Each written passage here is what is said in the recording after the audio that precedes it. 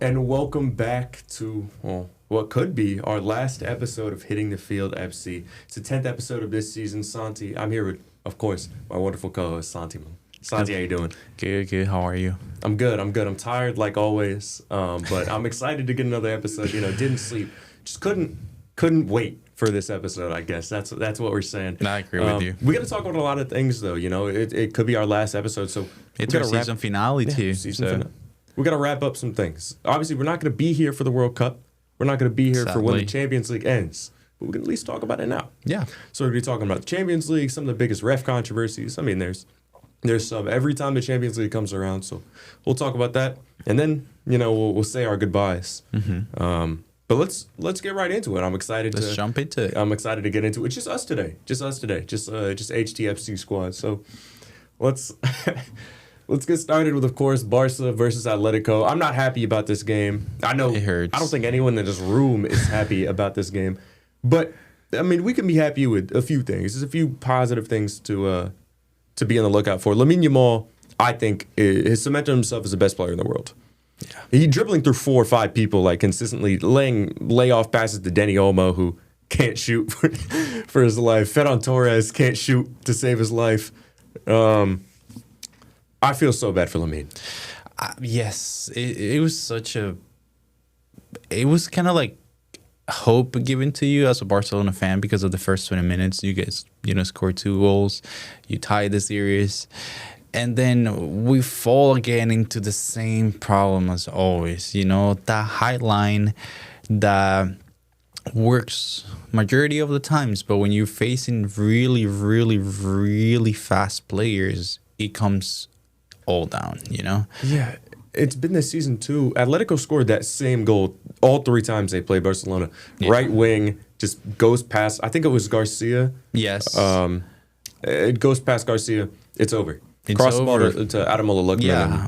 Koundé cannot run for his life. He stops running after he's running for his life. He stops when the player gets to the box. You cannot stop running when you're close to the goal. You gotta give everything. You have to give everything. You're in the quarterfinal of a Champions League, facing elimination, and it's just a matter of not only just the height line, but also as a Barcelona fan, a matter of just having different options in the bench.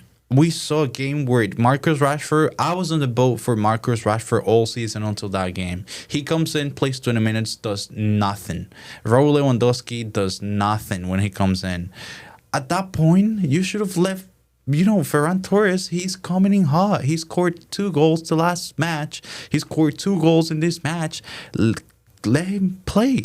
You got to keep the hot hand. Keep it in. He's hot. He's hot. It's just like when you in basketball have a shooter that has put I don't know how many 3-pointers already in a matter of minutes. It's the same aspect in football. You have a striker that's hot. It's sweet when it comes to scoring in this past couple matches, and especially in this match. And he knows how to run into space. Lewandowski, we thank you for everything, but you're old, man. You come to MLS. That's it. We welcome you here at Orlando City. Yes, come you on can down. come to Orlando City. I'd love to watch some Lewa and Griezmann games. Yeah, absolutely. Which Griezmann was the one that actually broke the height line with that specific pass to Simeone. Then Simeone runs for his life, puts it on the box for Ademola Lookman, and he scores. And I think one thing it's a little unfortunate, but it is a little funny. Simeone talking about how he's going to bench the rest of his players for all of La Liga. He's only focused on the Champions League. Yeah. I mean, I know Barca haven't beat Atletico in a knockout stage, but I thought this was it. After what happened last year. I thought this was really their chance, and we're going to get to a point, I think, to where if Lamine keeps playing at this level, there's going to be some questions on if he stays even at Barcelona. I can picture he's 22 years old. If he doesn't win anything by then, obviously we got 4 years, but yeah, well, I don't really think that's gonna be the case. I mean, this kid has been born in La Masia, and there's something specific with not only him but all these players. Fermin, Casado, Bernal, you name it. All these players born in La Masia, even though they go to different clubs, we saw it with Dani Olmo. They want to come back. They always come back. We see it with Alejandro Grimaldo that wants to come back. to play for next season. He's playing in Bayern Leverkusen right now. So there's something special about this academy that they feel the badge, they feel the club with their heart, and they want to play it off. So I don't know, many mistakes on the coaching staff. When you have Atletico, get subs in. That's your timeout.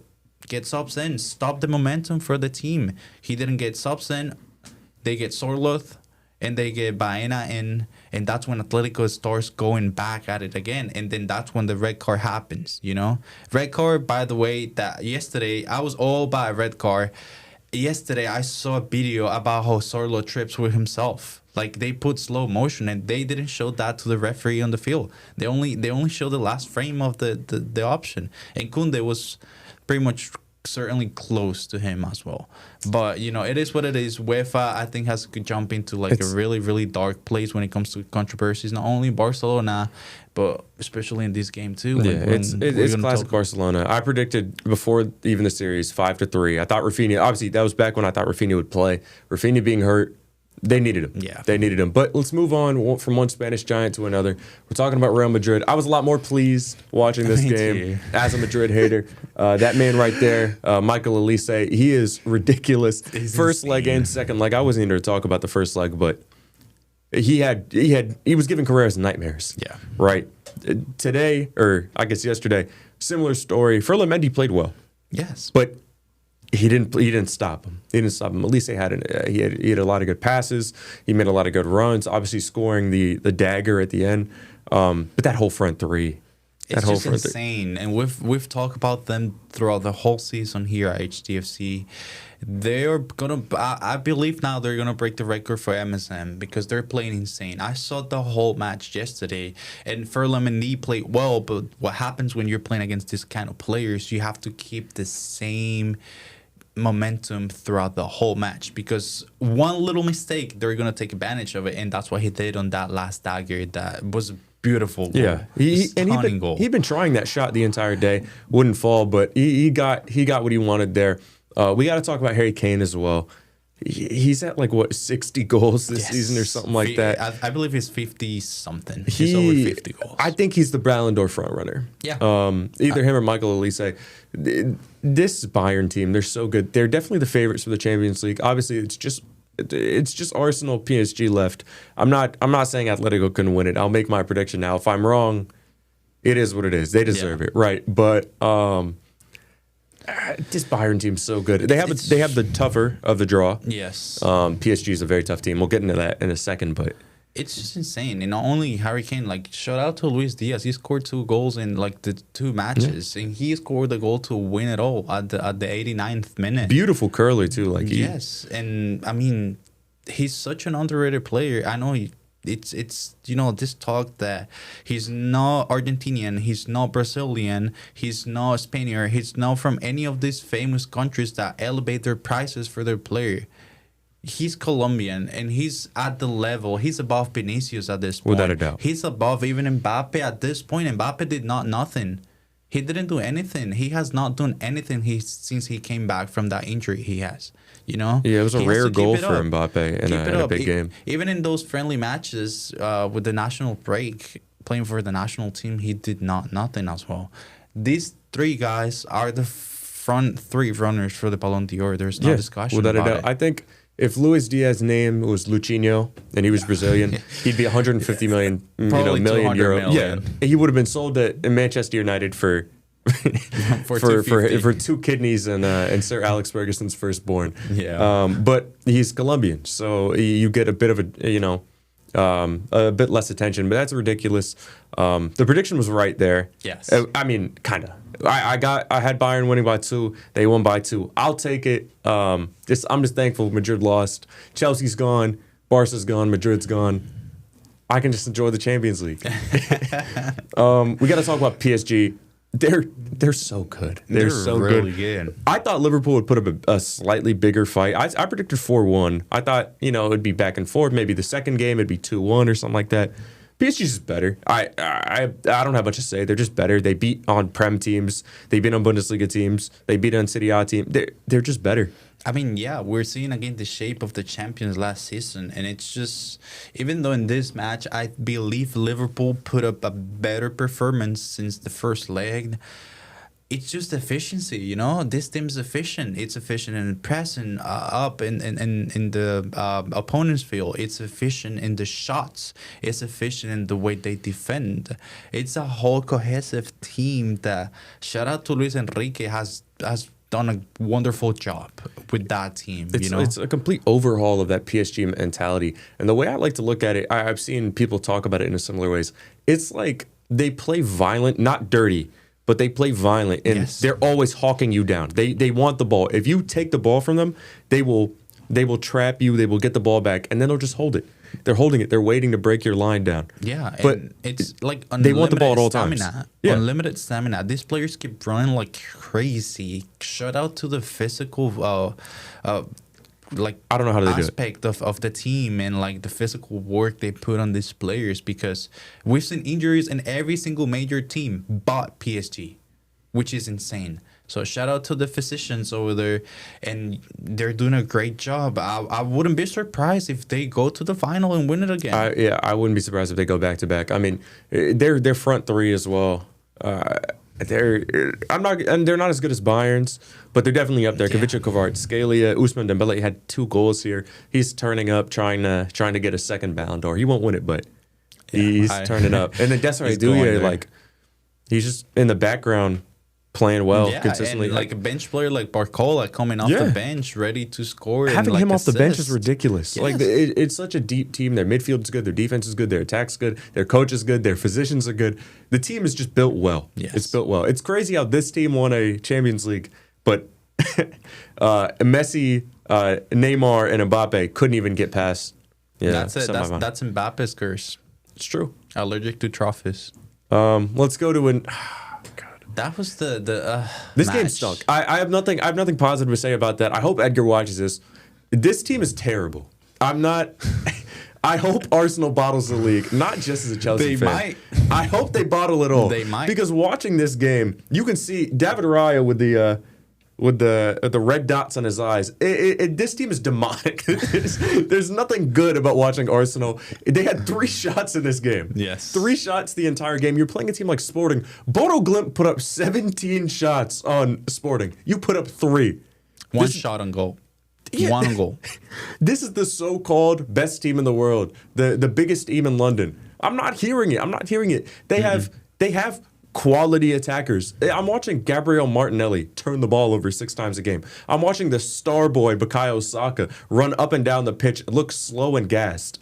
This is not a good team. They just have a good defense. They play Haram ball.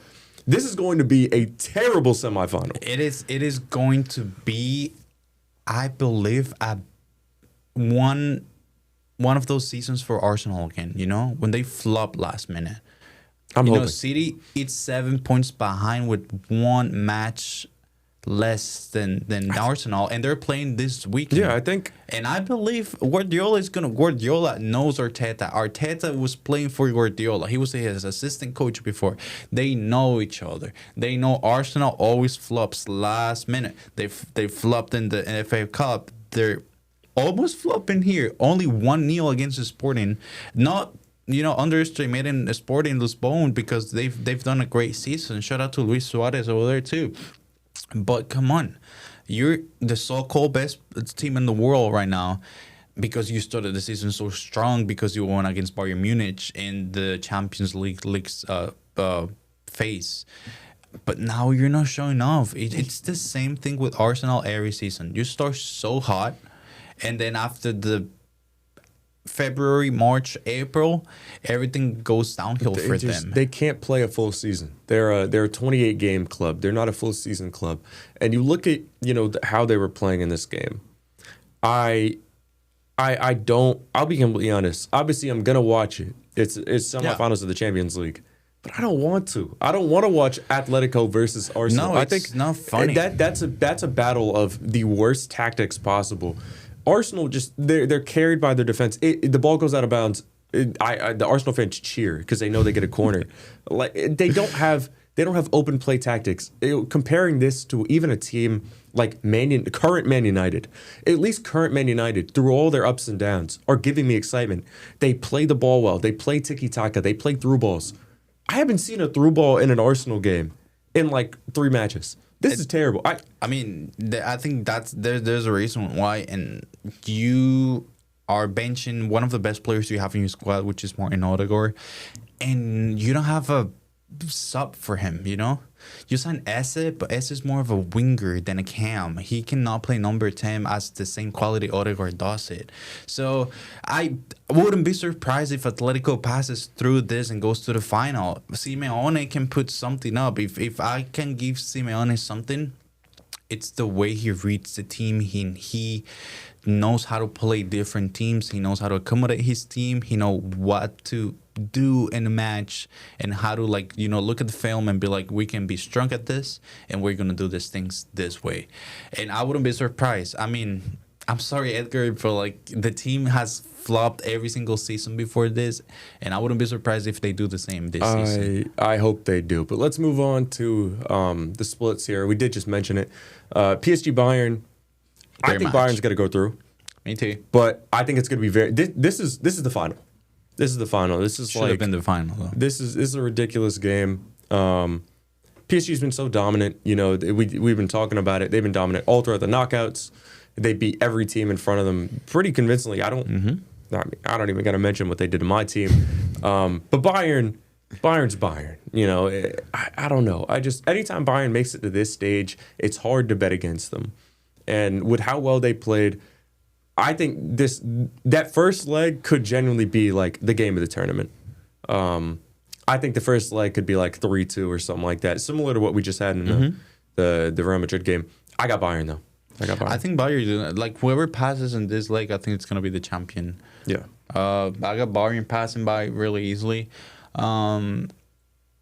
It's gonna be a fun match, but I'm just gonna root and I'm gonna go with the Colombian on the team, and I'm gonna go with Luis Diaz all day. Yeah, I don't got much to talk about for them. This game, we already had our reign, right? This is anti-football. This is evil. This is evil football right here. I think Atletico will go through. Second place FC versus third place FC. I think Atletico will go through, but I'm looking at Ademola Lookman. I'm looking at Sorloth. I'm looking at Julian Alvarez. Those 3 players have to step up. If they don't, Simeone as well. Though, you know, those attackers have to step up because we know that this is just going to be who can just sit in a low block. Mm-hmm. This is corner games. This is counter games. This is not going to be entertaining football. It's going to be 1-0 and probably 2-1. Yeah, 1-0, 1-1 games. No more than 2 goals per match, to be honest. No. I probably think Atletico, we talk about it, Atletico can make it, especially if they're going to rest all the players for the remaining of the season in La Liga. That's key. We saw in the Barcelona match against, this past days, Barcelona play against this team, and they had starters when they could have, benched them and play with the B team, and they did not. Lamine Yamal played the whole match. Pedro played almost the whole match, and they felt that in the midweek. So Simeone is really smart, and I do believe Atletico is going to pass by. Yeah, that's all we can hope for. I think that'll leave the final Bayern Atletico. I got Bayern. Yeah, I got Bayern. We got Bayern winning. Not even really a contest there, but I think that's going to be it for our conversation in the Champions League. It's been a fun season. It's been a really fun season. I'm excited to see what the final is, but also not Champions League. But shout out to Aston Villa. They play today. Europa League. I think they're going to be Europa League finalists. I think so too. Every competition's been pretty good. Conference League kind of mid this year. Yeah. I'm not gonna lie. Shout out Crystal Palace, but. I think that's going to be it. When we come back, we're going to be talking about the biggest referee controversies in history. So stay tuned, stay awake, and we'll be right back.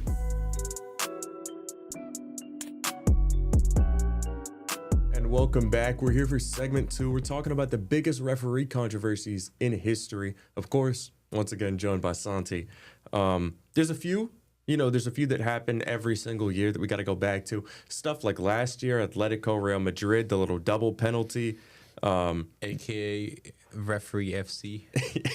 Yeah, Real Madrid always seems to have they always seem to have a hand in They always in do. some ref decisions. That's actually the first team we're going to be bringing up here. I didn't want to highlight one specific thing because it's consistent with Real Madrid. They have a history of doing it. When La Liga was founded, when the Champions League was founded, they were getting money and funneling it back and forth. The Champions League was started just so Real Madrid could beat up on bad teams. Like Exactly. their whole history stems from corruption and malpractice. So of course the club who uses malpractice and corruption will have examples of corruption and malpractice. And they still favor that fact that you talk about the first versions of the Champions League before it was named Champions League play in the beginning of the 1990. I'm sorry, the 1800. Yeah, I think it's like the 50s. Yes, they were playing. It was only like 4 teams in the championship. And there's some really bad controversies that we're not even going to talk about. But it was back then on the time where they lost matches. They didn't have cameras. They didn't have VAR. What they had was a bunch of money to pay referees back then. And that's what they have 15. They won the first 5 Champions Leagues. And every single time, Real Madrid was the first club who was added into the Champions League roster. I don't gotta say what I'm thinking. But Real Madrid, they have a history of cheating, lying, and getting away with things. The first one I thought of was honestly what they've done at Bayern Munich, and I thought it was going to happen again. Yes. I thought it was going to happen again when they tied it up 3-3. When Arda Güler scored that free kick, I was like, and it happened because it was not a foul. Yeah, it was not a foul. You giving a free kick on something that's not a foul, and you get a goal out of it. You know. I thought it was going to happen again, but they have such a history of getting these offside goals. I know Cristiano Ronaldo had 3 offside goals in one campaign. He ended up winning the Euros or the Champions League Golden Boot, and won the Champions League off it. But 3 offside goals, 2 against Bayern. This history of bad ref decisions has followed the club of Real Madrid over and over and over. The final against Liverpool, when Sergio Ramos should have been sent off. He just a reckless tackle on Mo Salah. Salah gets taken out of the game. He gets injured. His elbow gets almost fractured. Yeah, it was really bad, and nothing happened. A criminal attack, you know. Bayern Munich, not only 2017, 2018, but 2024 semifinal too. They take a goal off because the referee wants to blow the whistle last minute. When the ball was already in the net, they scored last minute. So, you know, it's not a matter of like, oh, we have so much aura in the Champions League. You can never count Real Madrid out. No, you can never count these guys out. That's the problem. Referees, you guys put hand into it. And we've seen it multiple times. The final against Juventus, a red card for Juan Guillermo Cuadrado. For nothing. Yeah. For nothing. He touched Sergio Ramos. He touched him. He fell to the ground. And he falls to the ground, and he gets a red card, not even yellow card, straight red card without any explanation. So, I mean, it's just the same, you know. That's what happens. That's why they don't win La Liga. They have won 2 Ligas in the last 7 years, I believe. Lamine Yamal has the same amount of Ligas as Cristiano Ronaldo at this point. You know, it does not happen sometimes in a Liga, but they favor a lot. But when you have these competitions that are short term and back-to-back matches, when the referees put their hand into it, that's really important, you know, because that means a ticket to the next phase and a possibility to get the final, and that's what has been happening with them, you know. Yeah. You know, well, obviously, before we move on, I'd say one of the most notable ones. We mentioned Atletico Madrid. This could finally be their chance to win it. But when they made the final in 2016 against Real Madrid, Antoine Griezmann's penalty was saved, but it should have been retaken. I think 3 or 4 Real Madrid players stepped inside the box when he was taking it. Griezmann looks over, sees them, still takes the penalty. It has to be retaken, and it wasn't. And that was a big controversy. Atletico ended up tying the game 1-1. But a penalty there, they would have won the game. Probably would have won the game. Obviously, and offside that's goal speculative. for Sergio Ramos offside goal too. Yeah. So again, if they win all these trophies through corruption, I don't I'm not putting them up here. I'm not putting them here. One of the biggest clubs in the world, probably the biggest club in the world, but it hasn't come on the backs of like great play consistently. But let's move on. Let's move on to my team. Always got to bring in some Chelsea conversations here. We're talking about, well, I guess both of my teams here. But one was robbed a little bit more than the other. Chelsea, Barcelona, 09. I'm sure many of you have seen this photo, maybe a TikTok with Meet the Grams playing in the back. But this was it's kind of uncharacteristic for Didier Drogba. He's not really known to be a guy who blows up. He's not known to be a guy who gets super excited or aggravated. I mean, he stopped a war, for God's sake. But a lack of penalty calls, poor stoppages, handballs, things only being called for Barcelona that weren't being called for Chelsea through both legs.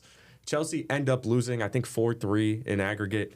And I mean, they were ballistic. John Terry had a screaming match with the refs. Didier Drogba, obviously, I don't even get to bring that up. But it was pretty poor. Chelsea did get their revenge 4 years later. 2012. Yeah. Beat Bayern in the Champions League. That was great. But no, I do remember this game. And I remember watching not because the second leg was like the one that took like all the like spotlight, but the first leg was awful as well. I mean, we get into this like matter that UEFA has been trying to fix regarding referees, but I don't think they have been doing a great job already, Barcelona gets favor in this, which is crazy because when you talk about Barcelona, Real Madrid fans, this is the only game they talk about. There's no more games. When you talk about corruption against like favoring Barcelona, this is the only game they always talk about. Whereas you can see many other games favoring the other team. But anyways, going back to this game, as a Barcelona fan, I agree. They got favored. Just like, any other club gets favored sometimes. They got favored in this leg. Lack of penalties, lack of handballs, awful refereeing from the lineman and from the central referee too. And it was not only in the second leg, but the first leg too, So, it is what it is. Yeah. Obviously it's been 17 years now. Yeah, obviously gotta let it go, right? But I'll remember that. Let's move on. It's something that England fans don't want to let go. This is the last time they had, in my opinion, a real shot. Obviously, they've been close to the Euros. They made it to the semifinals. Harry Kane sent it over the bar. But this one was taken out of their hands. Frank Lampard's disallowed goal. That ball's clearly in, right? England was down 2-1. This goal would have tied it up against Germany. Germany would go on to, this is 2010, they would go on to, I believe, make the semifinals here. They were a very good team, right? But the angle showed it went over. The ref saw it went over. Didn't matter. Nothing happened. Didn't matter. This game pretty much, some people say this game pretty much set England up for a lot of their failures in the future, right? If that didn't go the way it did, people say England would have at least won a Euros by now. They would have won that. I don't really agree with that. I don't think anything changes. But when you miss an opportunity like that, England could have at least set themselves up in a better light. Because this was a bad World Cup for them. Yeah. 2010 was a bad World Cup for them. And this could have been huge for them. I mean, not only that, like you get new generations, new players coming in. You cannot blame a referee mistake because of the lack of organization in that federation that you guys have, the lack of commitment from your players that are playing in the so-called best league in the world. And they don't show up when, you go to the national team. Right now, you have key players really, really stars in every single position in your squad. We'll see what they can do in the 2026 World Cup. I don't think they're favorites because, again, they have the Arsenal aura. They always flop it. They always flop. This a shame on this game. Thanks to this game, I think there were more conversations about the goal line technology. Yeah. And then you watch that, lets the referees know if the goal goes in or not. If this goal doesn't happen, we don't get really the introduction of goal line technology for the next World Cup. I believe it was first used in 2014. Yeah. So that's huge. It was necessary. And England, not to dog on England, but England lost this game 4-1. Right? They would have went to halftime 2-2. Obviously, that changes momentum, but they still could have lost. It's just when you make a bad decision, it has to get brought back up. So poor decision here by the referee, but it is what it is. The biggest controversy of this all one, time. this one's huge. We're talking about the hand of God, Diego Maradona. Again, at the expense of England here. They just can't catch a break. But Diego Maradona obviously just punched the ball to get his goal. England ended up losing 2-1. This goal completely changed the momentum because he scored right after this. 5 minutes later, he would score his second goal. He said it was like a retribution, an act of like symbolic revenge for Argentina. But I mean, yeah, it was. I mean, not only away from that, a significant moment because of the war that was going up in the Maldives between the UK and Argentina, and all the soldiers that lost their lives in that awful moment. But I mean, at that point, shout out to Diego because man, you're smart for that one. I mean, again, in a time where the cameras were not the best, no resolution, no replays, no BR technology, no goal line technology. You can get away with anything. You could have get away with anything. That's one of the reasons why these players back then at the time. I don't know if you talk about this with your dad, but when I talk about like football with my dad, he always brings up how these players were beaten up and they will keep going. Like they will still go and like no matter how many kicks they will receive, you could have got away with anything, and then the defenders will trash them out, will kick them, will spit on them, will punch them. That boy punched the ball and got it in. So, I mean, shout out to Diego. That means a World Cup for the country. Obviously, Diego Maradona's a little guy, 5'5", but I mean, you gotta use every part of you to go up to get the ball. Yeah. When I was playing football, you gotta high point the ball. You gotta use every bit of your length to get there. So I don't blame him. He might have been confused on what football he was playing, but it doesn't matter. Maybe he thought he was playing volleyball. He could have been. But at the end of the day, he got a W. Got to win and cemented himself as Argentina's second best player of all time. But. Yeah. Now I want to ask you, after all these controversies, we went up. Are you in favor or against the VAR technology? I think VAR is a good thing for the sport. I think it's necessary. I understand people don't like slowing the game down. People don't like the extra time that it brings. Like I remember seeing extra time, 90 plus 4. And in the Premier League, you'll see like 90 plus 13 now because they have so much VAR time. They got to go review it. Oh, is that a red card? Is that a stoppage? But it does help. It does help. You need it. It's what we're seeing in baseball right now as well. Yeah. The challenging system. You need like robot refs. You need to have real refs, but you need robot refs as well so that you can kind of correct them. Yeah. If people get things wrong all the time, but if you can see it and then go back and watch it from every different angle, you might not get as wrong as often. So I think it's a necessity for the sport. I agree with you. If we would have had the BR technology, I think pretty much all of these controversies wouldn't have happened, They would have been, Champions League. Real Madrid, we're talking about having probably like 5 Champions League.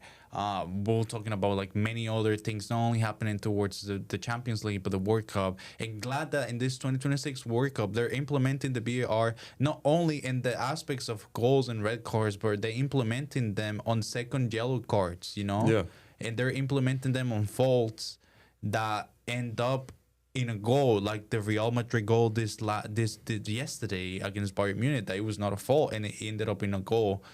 That thing that they're implementing, I believe it's good. I believe the sport has to evolve. This is just the evolution of the sport that's meant to enhance the justice made and minimize the human error that can happen from the referees. I mean, at the end of the day, we're all humans, They do mistakes. They'll get the same things wrong that we do. Yeah. But at the end of the day, it's a ref's job to be a little bit more certain than the viewers at home. So any help you can give to the refs to do that, I think is a positive thing. But we'll see in the World Cup. I mean, there's always World Cup controversy too. We're not going to be here to talk about that, but there's always something.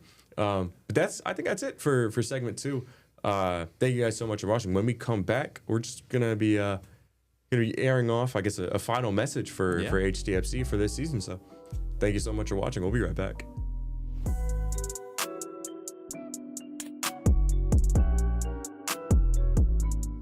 And welcome back for what could be the last time you guys see us. Obviously, you know who I am. I'm Octavius Laurentos. We got Santi right here. We're going to be giving our well, maybe our goodbyes. We're kind of unsure on what the future of HTFC will be. But in the topic of goodbyes, it's been a nice season. It's been a great season. It's been a great season, but we do know for certain that we're saying goodbye to our producers. Yeah. So Elisa Henry, Becca Mutino, and Nicolas Hernandez have been great. It's been a joy working with our producers. Good. Right, I'm sorry, pardon my language. It's been such a fun time. You can bleep it. It's the last show. They did not bleep me last time, so say whatever you need to. But we are really, really thankful for all of them and for all the work they put on, and the good team that we have made this season and last season too, because they've been here since last season. So shout out for them, and we really appreciate this, and the effort that you guys put in every I remember show. coming on last season. Obviously, we were both returning guests pretty often.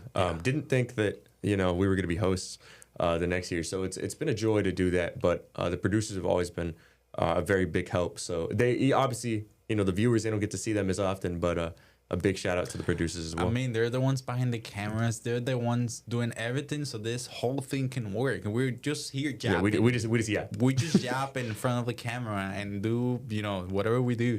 But they're the ones that make everything happen. And that's the most important thing about a show, if I believe. Yeah. So, yeah, I just... Big thanks to them. But Santi, what's one of your favorite memories, obviously, for this season? We've done a fair bit. It's been, 12, 13 weeks? It's been a minute. I remember one of my favorite shows, honestly, was the mock show that we didn't air. And it was the first time I stepped into this room, not as a guest, but as a host as well, as a co-host. And just having that responsibility over your shoulders, and having that little butterflies in your stomach, knowing that you're gonna jump in camera and you're just not gonna be quiet majority of the time and just interfere one or twice throughout the segment, instead of carrying a conversation. That was the most memorable memory I had in here. I also really liked the show where we did the World Cup kits in the New Jerseys. Yeah, that was really nice. That was a really good conversation, and it was really back and forward, not only with the guests that we had in here and us, but also the producers in that episode were jumping in. Shout out Nicolas Hernandez. It was really good, It was really good episode. That's a really good memory I'm gonna hold on to. What about you? I gotta agree. The mock show I remember coming in. It's a complete different attitude, I guess. I was used to just they throw me a question or something. You come kind of prepared for that segment. Obviously, we all watch ball, but you want to be prepared for that certain thing. But in hosting, you're making some of the graphics, you're designing it, you're getting stuff prepared at the start. So it was a whole different ballpark. But I was super excited to get to work. I say my favorite. What would my favorite episode be? Either the one right after Chelsea beat Barcelona. I don't remember much, but I remember coming in, making a promise Esteval was going to score 2 goals, and he did. Or he scored once, but semantics don't matter right now. And that was huge. Or the FIFA tournament. I love the FIFA tournament. I'm still upset the way I went out. I should have done better, but it was nice. I'm thankful for all the guests that we've had on. Returning guests, Sean, Edgar, Bella showing up. Obviously, my boys Sebastian and Nick, them coming on. But I'm thankful for everyone who came on this season, because we can't, as much as we can yap with each other. It helps when you bring in other people. So it's been a nice season. It's been a nice season. Yeah, now we want to throw it to the producers. Yep. You guys are going to see them in camera, the people that are usually behind the camera. And we want to ask them what's their favorite memory throughout this whole, is it a year hosting HTFC? Yeah. You can go first. Well, hey guys. For the first time this season, we're on camera. I'm Alyssa. I'm Becca. Yeah. It's been a crazy ride. It's been a long year of producing and putting things together for you guys to watch. So I'm happy that it all has been so great and we have such great hosts this season. So you want to go Yeah, first? yeah. I think it's been great. You know, we've been able to see two pairs of different hosts, but they both pairs have been able to keep the energy, you know, keep the love for soccer alive. And it's really great, you know, it's been cool to see like behind the scenes, see how much they know about football too. Like they know so much. Like I love soccer. They're like at a whole new level, so it's really cool to collaborate with you guys and to learn more about soccer too. Because I learned from other countries, other teams through you guys, so it's been really cool. It's been a really great experience. I think my favorite memory though has to be from last week. Like every week has surpassed my favorite memory, right? But last week we did the FIFA bracket, and for some reason Portugal is winning. What? And my gosh, I wish Nick and I had. We're missing Nick today, but I wish Nick and I had done this and put the producer camera on because we were baffled back here. There were like gasps and like, are they really picking Portugal to win? And that's the most fun of the season we've had now. Just laughing at that ridiculousness because this is the winner for 2026, guys. Unfortunately, this is nowhere near a winner for any year. But yeah, I think I also really liked the jersey combo we had. I think it was cool to see them all and to get everyone's different opinions of each jersey, you know, and see how teams really can screw up a jersey or really do a really good one. And that was good. I mean, like Alyssa said, every week is different. Every week is a great week. And yeah, it's been a fun ride. We're going to miss it. We're going to miss it. We're graduating, so we won't be here anymore, unfortunately, but we'll be here in spirit. And Always hopefully, supporting. maybe as a guest sometime too. So, so yeah, we'll give it back to you guys. Thank you so much. Yeah, for the last time here, you know, we got to do our classic Jersey conversation. I agree. Asante got on Deportivo Cali. I got Deportivo Cali. We're playing tomorrow. We're doing really good this season, better than any other season before. This is, I believe, the 2018-2019 kid. A really good memories on this kid. We have really good players that even were part of the Colombian national team. Not only the under 20, under 21, but like the big national team as well.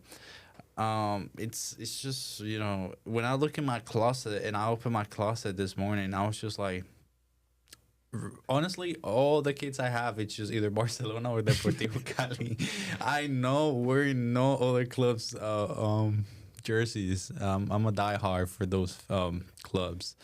But yeah, I just saw this one and I was like, you know what? I haven't worn that one on the show, and it's the last show, and I'm gonna represent. May as well. Yeah. What about you? I can't say too much.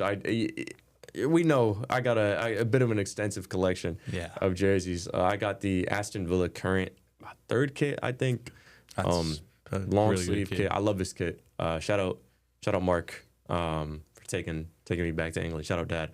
But it's been nice.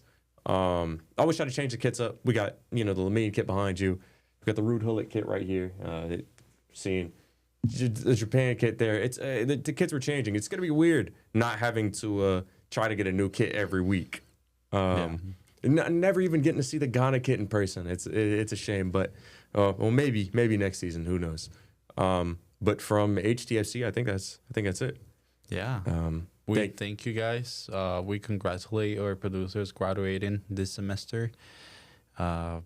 Farewell, and you know, go win in these new careers they're pursuing. And for everyone watching at home, every single one being part of the team, thank you so much for making it happen. Thank you for watching the show. Thank you, Octa, for hosting and stepping up and, you know, coming up with like great segments all the time. Thank you for all the single guests and returning guests that even show up last minute and save us from, you know, having to just be a conversation between, you know, Octa and me, because it's really good to have a different opinion. I remember Christopher coming up not only the first show, but like repeatedly throughout the season, and, you know, bringing up some different views, even though he's a Chelsea fan, but like, different views on different things in national teams, and throughout the whole semester it has been great to have this opportunity to be on camera, be on the podcast studio, have this show, have the commitment, come on Thursdays every night, every Thursday at 10 in the morning. And that's what we're really thankful for, and I'm really thankful for. It's been a good season. We thank you guys as well so much for watching. But for all of us here at HTFC, thank you so much for watching, and maybe you'll see us again. Who knows? Yeah. Who knows? Thank you guys. Bye.